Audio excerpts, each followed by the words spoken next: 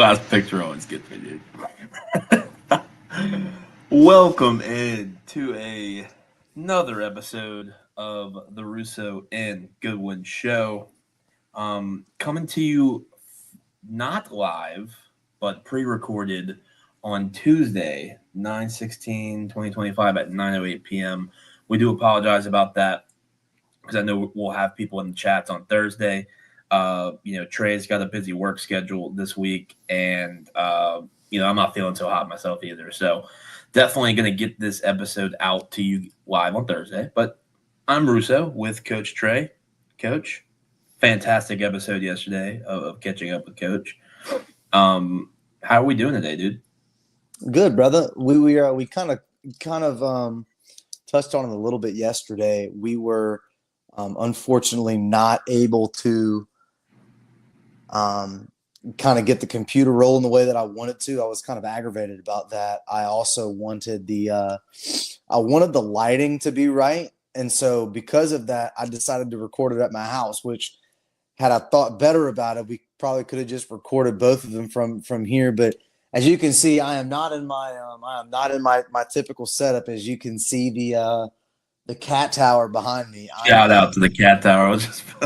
Shout out to the cat tower, dude. She runs a tight ship around here for 4:15 a.m. in the morning, and she's ready to get active and wake everybody up over at my better half's house. Shout out to the queen. But I will say this, unrelated to the show. Dude, I'm at this little L-shaped desk situation right now. Obviously, I'm in my gym clothes for the morning. Shout out to the Yankees, Bronx Bombers. Dude, this is the most set up. Like, I wish that I could take this thing off the mount and show you a little bit. Dude, we've got like 17 different color markers. I've got index cards. I've got binders. I've got D rings or rings for other binders. I've got folders. I've got a printer. I've got dude. This is clearly a pristine woman setup, and I am taking full advantage of it. So shout out to the queen for letting me snag the room for the night. Well, hell yeah, man. Let's just get into it. First of all, definitely do not forget to like and subscribe to the channel. We've got some great content coming your way early on every week, and we've been enjoying it. And we're definitely, I know you alluded to it yesterday in your episode, but working on other things like shorts and TikToks and all that stuff. So definitely do not forget to like and subscribe. Show us some love, and definitely do not hesitate to join the chat on Thursday. We will be watching, obviously. So without further ado, let's get into what I've been eager to talk about with Trey. I mean, we talk about it on a very low level. LSU and Florida. I think the only time we've really discussed it is my text to him was, no way you're excited about that performance on offense, right? Because just mixed reviews, from fans. Obviously, like, heat of the moment, you have the press conference go on where Brian Kelly just erupts at the first question he gets, questioning the offense, specifically the run game. I was not a fan of his reaction at the moment. However, I will say, after simmering down on it and the way he's handled it, he's apologized and come out and done all that. I don't blame him, because it's like, now thinking about, you just come off of a hard fought win. And that's you're thinking like, wow, this defense, like, compared to last year, this defense is sicko mode, and you get just pampered about what you did wrong. I get it. I think he could have handled it better. All you have to say is, hey, we're working on it. Game 3. But yeah. Anyways, as you can see in the ticker below, we have some stats for you there. Damian Ramos 2 for 2 on the field goals. And look, I feel pretty good with him behind the sticks, kicking the ball, dude. I mean, just shout out to him, obviously. Let's just get into it, man. What are your thoughts on the performance on both sides of the ball? I know defense probably speaks for itself, but let's just get into it about the offense. So it's kind of twofold for me. I will say I was not early on, I was kind of aggravated, but I think the more that I, simmered down, like you said, to use your jargon there, the more you remove yourself from the game, the more it allows you to kind of understand what it is they might have tried to do. And so it's blatantly obvious, and I'm going to try to go full screen here. It's blatantly obvious that they were trying to not let it happen of what you did last year with A&M. It felt like they didn't want to give the opposing team the ball enough to be able to do something bad with it. So last year, A&M obviously they changed quarterbacks. So going into the third, you've got Marcel Reed, whereas they had locked down Connor Wegman. I think Brian Kelly felt like, I don't need to continue to try to do anything too crazy. And again, he even said that in the press conference. I actually brought that up last night. If you listen to what he's saying, he in essence said the quiet part out loud. And it was like he was pumping the brakes. Like, hey guys, I know we're not getting anything going. I know y'all might want a good run deep. We're actually just gonna run counter. We're just gonna run outside zone. We're just gonna keep working on this. But I don't know, man. I'll be honest. I don't think that the Garrett Nussmeier injury is the answer to everything, but it does explain a couple of things that we've seen. The deep ball to Barry and Brown at the beginning of the game at LA Tech absolutely makes a whole lot of sense. Some of these awkward mechanics that he's not really ever shown ever. I mean, he's mechanically been pretty solid since he's shown up to LSU as it pertains to, the throwing of the football. And I can assure you, the one thing that Garrett has never done is not put enough on the ball. That's not been his problem. It's always been that he had, too much ass on it and he would sail it. So I will say that I was a little bit confused because it really didn't make any sense then. But again, it's an abdomen issue. But dude, sit him. It's like, how do you feel about that? Like, I'm of the belief that, do you allow him to get the start so he can, obviously give him the start. I'm not saying let him play one play like, we're at the Pro Bowl or whatever, but do you give him a drive? Do you give him 2 drives to, just score twice and then get out of there, and you let Michael Van Buren go win you this game and just keep Garrett, hot in the event that he needs to come in? Like, because you do need him next week at Ole Miss, and that's a 2:30 game, by the way. What are your thoughts? Do you let him play a little bit and assure that you get up, or do you just say, put the sweats on, kid. We can win with Michael. Put the sweats on, bro. I think Okay. that when he said he's not going to be able to rest until the week after Ole Miss on that bye, It means he needs the reps. Like, that's what that's telling me. It's just like, to me though, what reps are you going to get? Like, you want successful deep balls? Live game reps. Healing's the answer, bro. I To know. me, I think we've seen Nuss. I don't think this is anything crazy. I think he's a little banged up. There's no excuse to play him this week. He shouldn't be practicing. He should be fully recovering. Put the ball in Van Buren's hands and let's move on. I don't understand it because, like, I'm not going to say we're going to run into this situation like we did with LA Tech, right, where the game was relatively close the entire time for the most part, except for the fourth quarter. But you don't want to run into a situation where that's the case. I think you just kill his – I just don't see what any reps does for this game for him. I personally don't. I think the brunt of the criticism shouldn't fall on Nuss. I think it's a little bit of everything. I would definitely start with the play calling.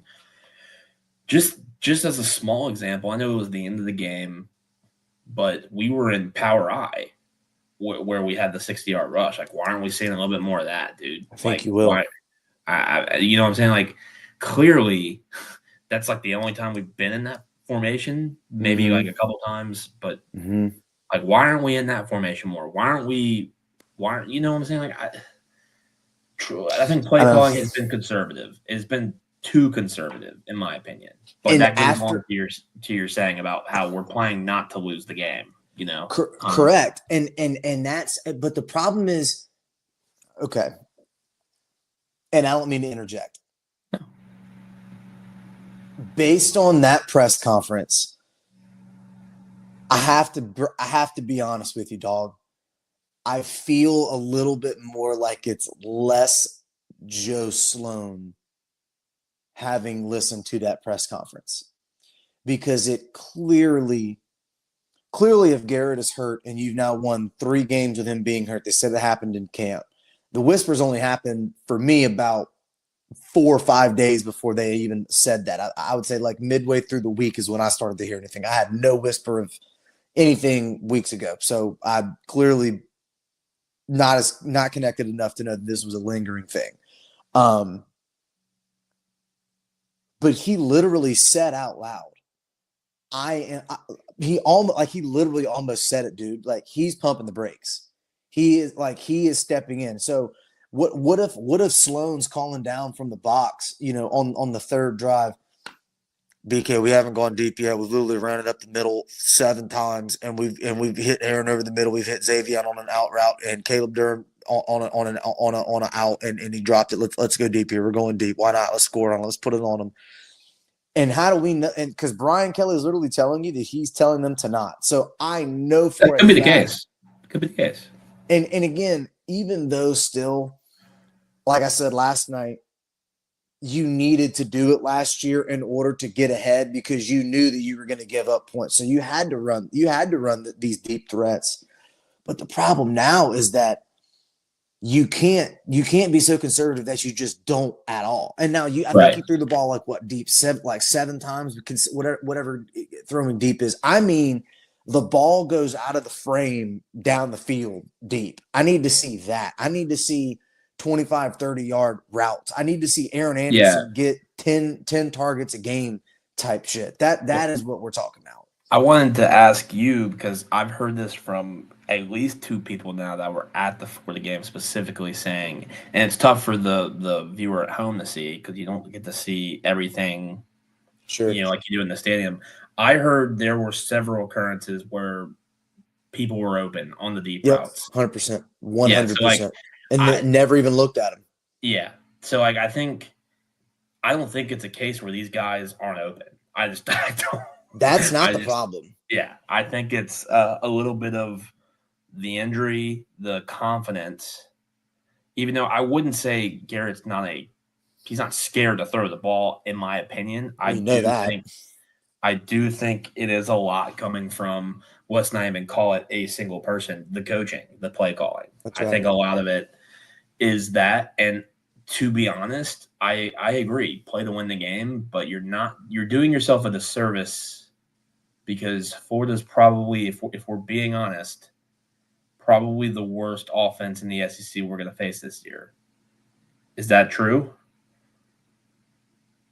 I mean, look on neutral field, is Arkansas favored over Florida?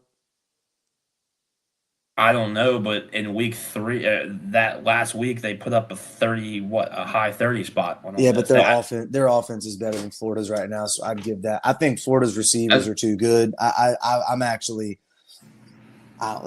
Your point's valid, and absolutely bottom 2. I guess worst case. That was the 100%. bottom 2 offense you'll face in the SEC. The SEC. I think, and you go around and look, it's twofold. One, you see all the offenses putting up high 40s, mid 40s, low 40s, getting in the shootouts. So it's twofold. Damn, that sucks. I don't know if we could put up 40 right now, given everything going on, but at the same time, no one's got our defense. I think our defense is the best in the SEC. So, I don't know. Tough. Do we think Florida's defense is at the floor of it? They're as good as Clemson. That defense is sick. Okay, that's all I'm gonna say. So I'm in agreement with you there. It's almost like I want to just say, if not now, when.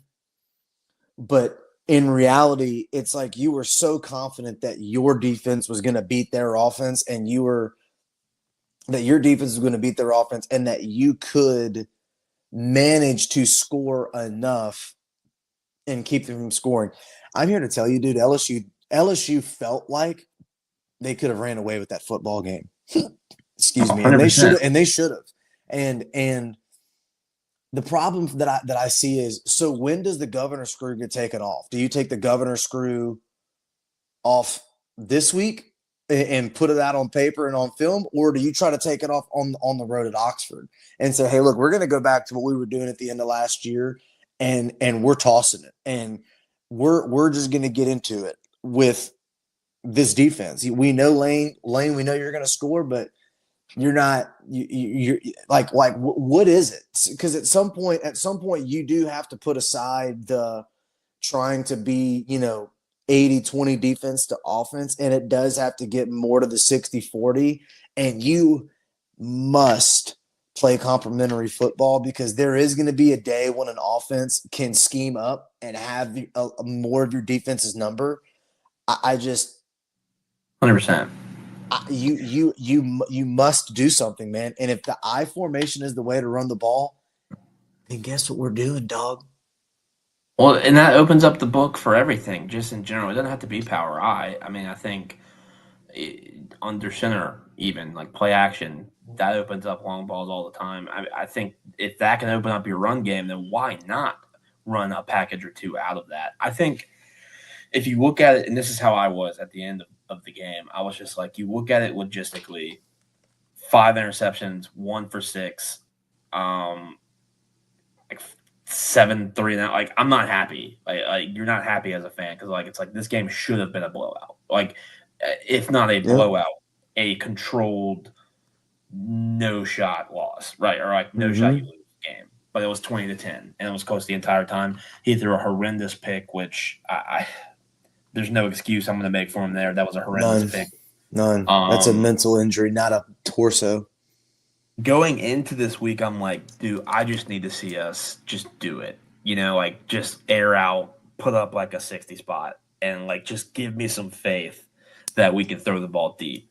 However, hearing my buddies and the consensus of guys are open. If guys are open against a defense as good as Florida, they are going to be open in Oxford. They are going to be open. There it is. There it is. So do not, especially with the injury, do not overdo it. Do not overdo it. Play conservative and like not bench him. Do not like rest him. Like let the other quarterbacks play this game. I don't think Southeastern and LA Tech are in the same atmosphere as far as football. I don't think if we lose this game without Nuss, it's crazy, right? I don't think there would be a world where they're going to score on our defense. That's just me. So, like, I don't see, if we're using the defense as a something to hang on, let's use it here and be like, hey, Nuss, dude, go rest. Like, we need you in Oxford. You've got an injury. I don't want to hear the BS of where, he can't be healthy until after that week. No, dude, rest him now. And if we lose, like, geez, do we want to get on that route? Your hope is that you can run the ball at will, score 3 times and let Garrett sit. I have a very strong feeling that he's going to play. Oh, he's going to play. Yeah, he's going to play the first half. It is of my belief. I do not care if it's 14-0 or 7-0 or 10-5. Yeah, I need to see him start getting rest now. If this is bothering him now, if it's just a little bit of an injury, then okay. But I mean, man, we can run Juwan Johnson Wildcat quarterbacks. I mean, he was like I want to see Van Buren spin. I'm not gonna lie. The problem is, how bad does he want that red shirt? Does Van Buren want that red shirt? So, like, because he was forced into action last year. He didn't want to have to play last year. Now, granted, all those kids like to play and want to play. Is Hurley cleared to play or no? Yeah, he can play. Does he want to lose his red shirt?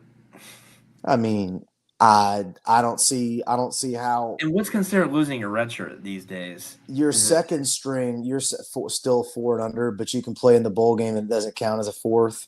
As a game, Hurley's your third string. Games or playing the same, like playing a certain number of quarters or plays. I think if you take a snap. Oh. Yeah, like if you take a snap in the game, but Hurley's red shirt would be more protected because he's not the second string. So, yeah. I mean, the reality of the situation is, yes, not to, continue to harp. The reality is you should go in and win 47-0, 48-0, 40, whatever. Like, you should not be stopped. You should not punt the ball. And you should not give be up any stopped. points. And you also should not give up any points. Well, I know the backups come in and mistakes happen. You might want to rest some people on your defense too now. Rest some people. We saw what happened the last time. So rest some people. Maybe if you win this game 48-10, okay, whatever.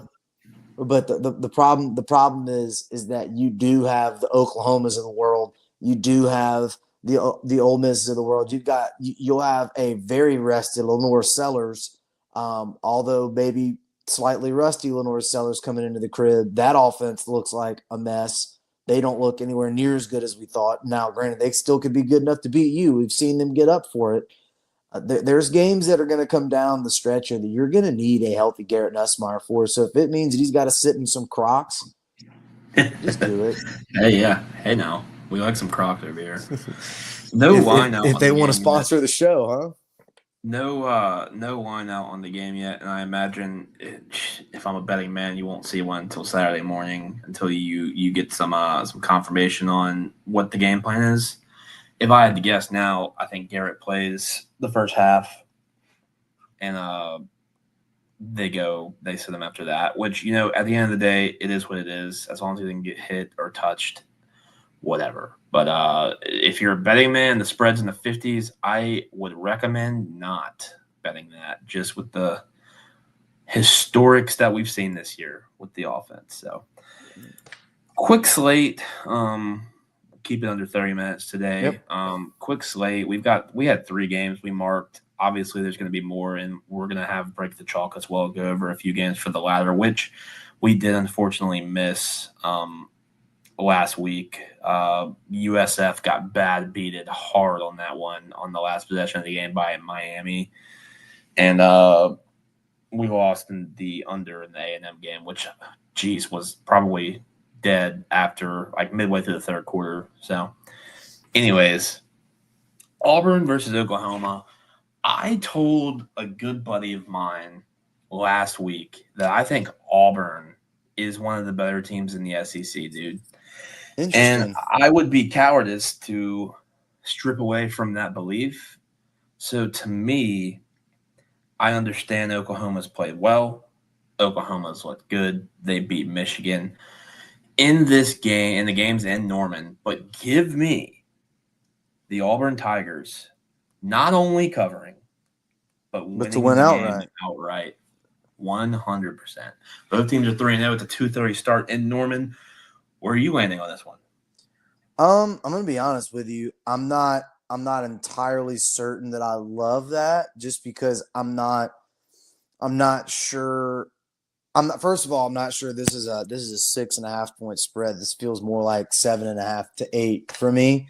So 6.5 means that there's some public money going towards Auburn.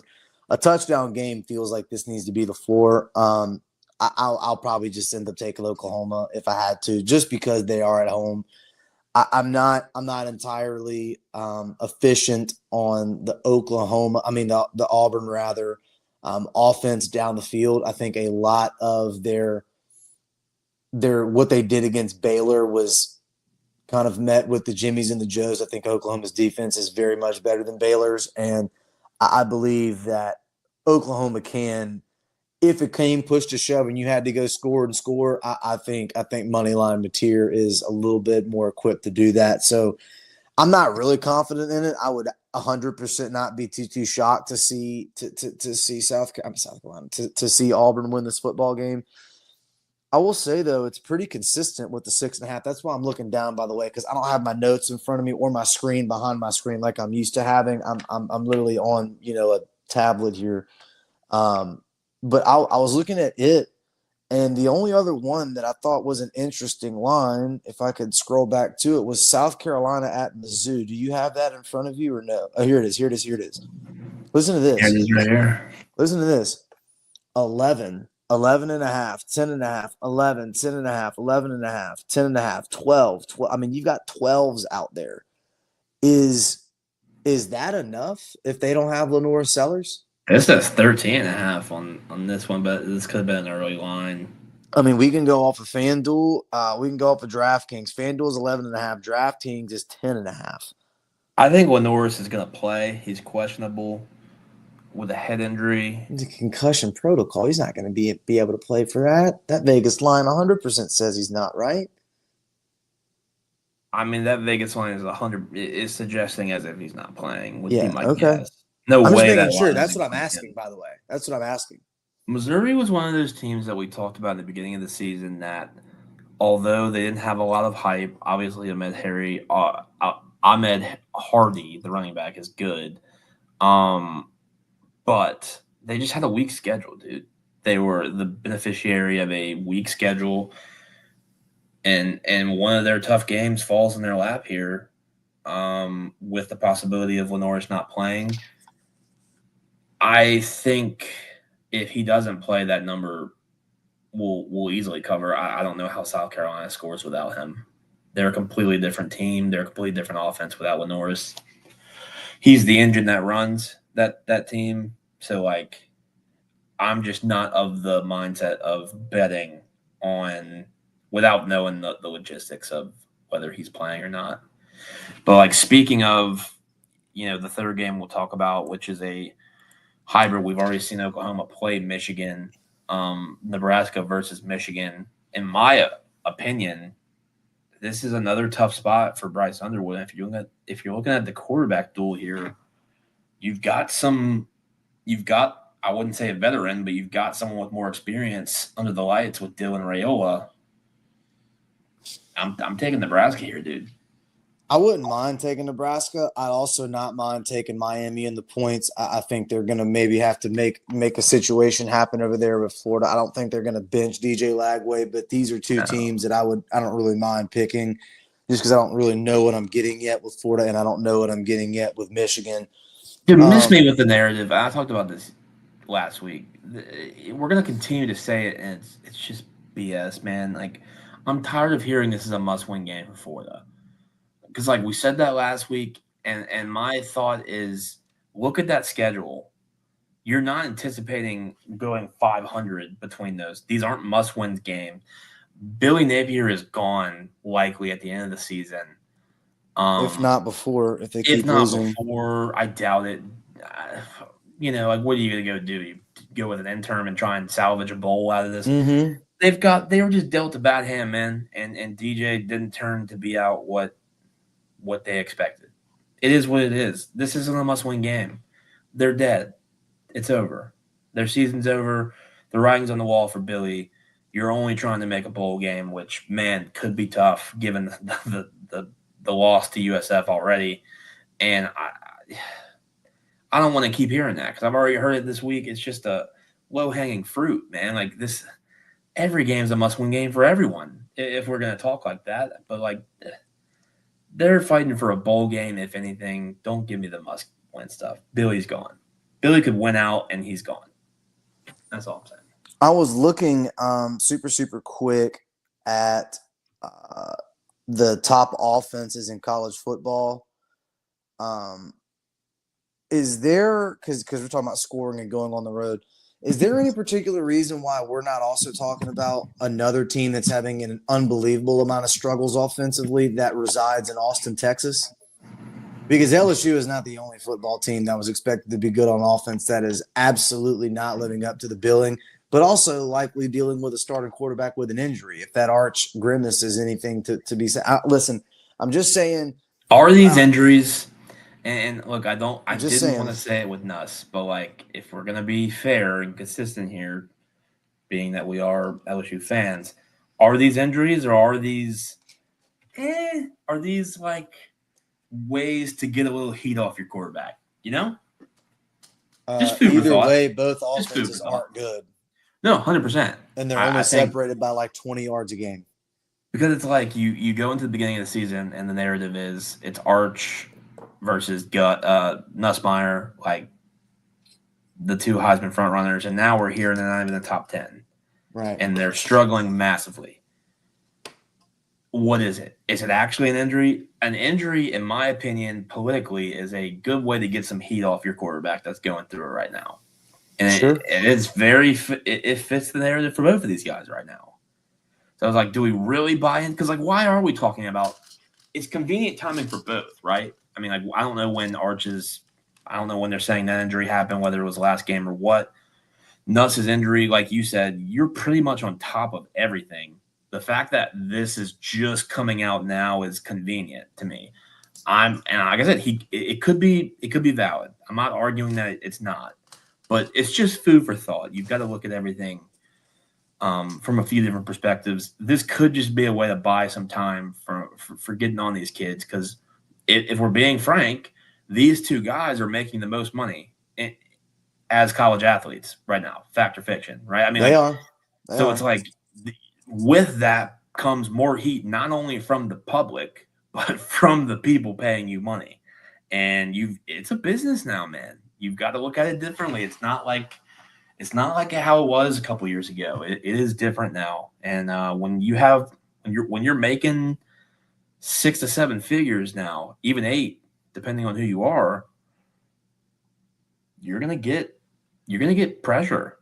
And man, that's just food for thought. Like I said, I'm holding Nussmeyer to the same standard there. It's not fair if we didn't and we just criticized Arch.